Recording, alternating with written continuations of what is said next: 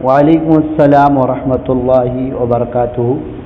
سوال یہ کیا گیا ہے کہ کیا قبروں کے اوپر قرآنی آیات یا کلمہ لکھنا کیسا ہے؟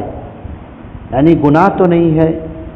جی گناہ ہے، اس لیے کہ نبی کریم صلی اللہ علیہ وسلم نے منع فرمایا ہے، نہا رسول اللہ صلی اللہ علیہ وسلم ان یجسس القبر، نبی صلی اللہ علیہ وسلم نے قبروں کو پختہ کرنے سے منع کیا ہے، وَأَن يُكْتَبَ عَلَيْهِ، اور اس پر لکھنے سے بھی منع فرمایا ہے، وَأَن يُجْلَسَ عَلَيْهِ، اور اس پر بیٹھنے سے بھی منع فرمایا ہے، اور اس کی طرف منہ کر کے نماز پڑھنے سے بھی منع فرمایا ہے۔